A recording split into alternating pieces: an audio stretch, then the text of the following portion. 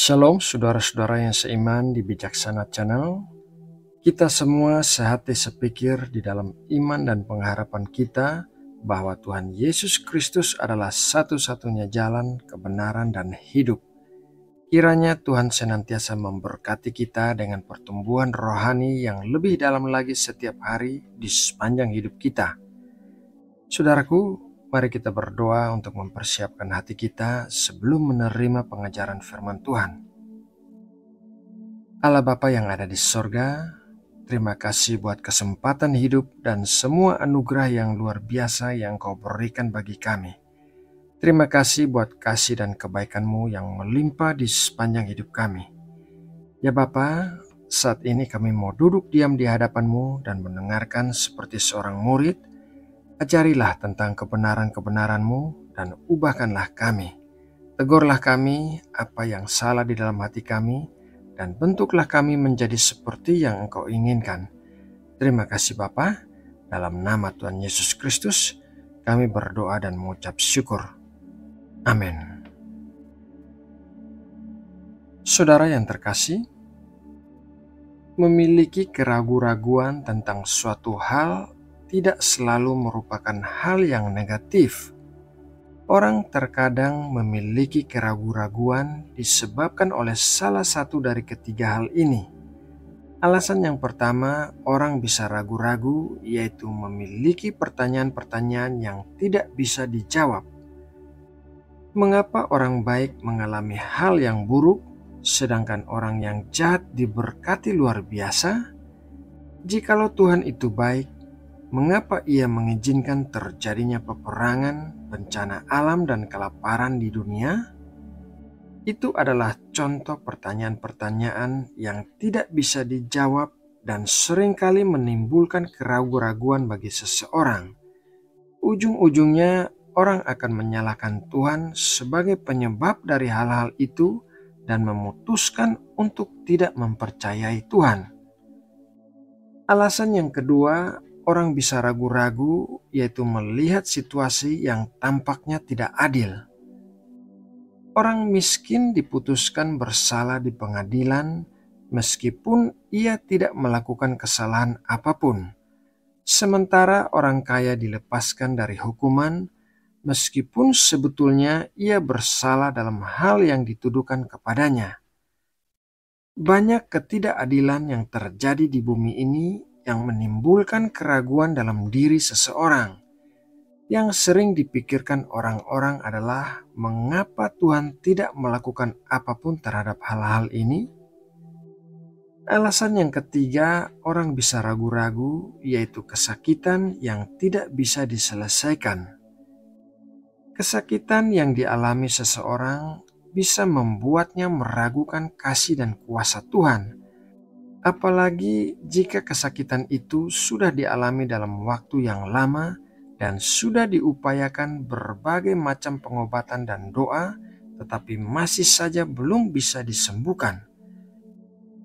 Saudaraku yang terkasih, seperti yang sudah kita bahas dalam awal renungan, memiliki keraguan-raguan terhadap sesuatu hal tidak selalu merupakan hal yang negatif.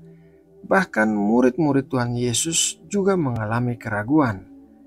Mari kita membaca Matius 28 ayat 16-17.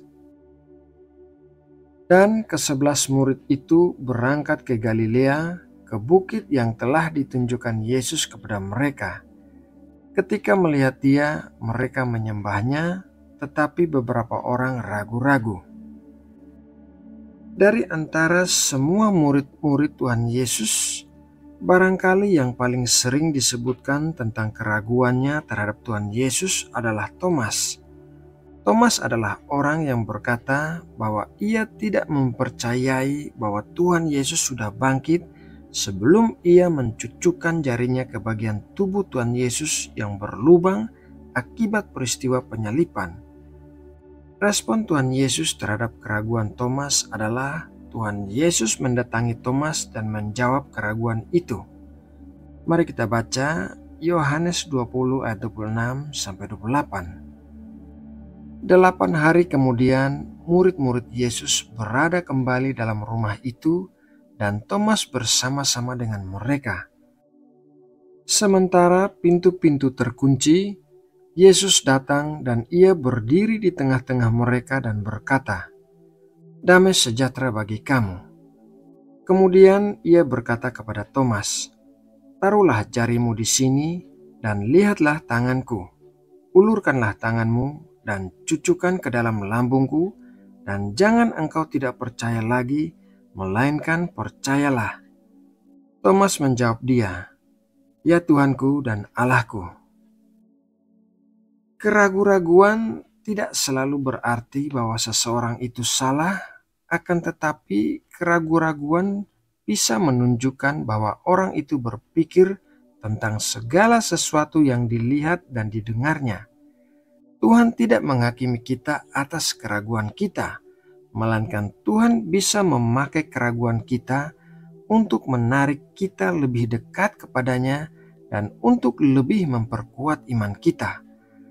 Keraguan yang telah dijawab Tuhan akan membuat kita bertambah dalam iman percaya kita kepada Tuhan, karena Tuhan telah membuktikan dirinya melalui jawabannya atas keraguan kita. Saudara yang terkasih, ada banyak ilmuwan yang meragukan kebenaran keberadaan Tuhan, sehingga mereka berusaha mencari-cari kesalahan firman Tuhan untuk membuktikan bahwa Tuhan itu tidak ada atau tidak seperti yang dikatakan oleh firman Tuhan. Akan tetapi, semakin mereka menggali bahan-bahan untuk meneguhkan pemikiran mereka, semakin mereka menemukan kebenaran Tuhan, sehingga akhirnya mereka menyerah dan memilih untuk mempercayai Tuhan. Setelah itu, mereka menjadi orang-orang yang memiliki dasar yang kuat dalam iman mereka, karena mereka memiliki pengetahuan dan bukti-bukti tentang kebenaran Tuhan. Mereka bahkan menjadi pembela-pembela firman Tuhan yang kuat dan membagikan apa yang mereka temukan sehingga bisa menguatkan orang lain juga. Saudaraku yang terkasih di dalam Kristus, setelah belajar lewat renungan firman Tuhan hari ini, marilah kita membawa semua keraguan kita kepada Tuhan dan membiarkan Tuhan menjawabnya dengan cara Tuhan.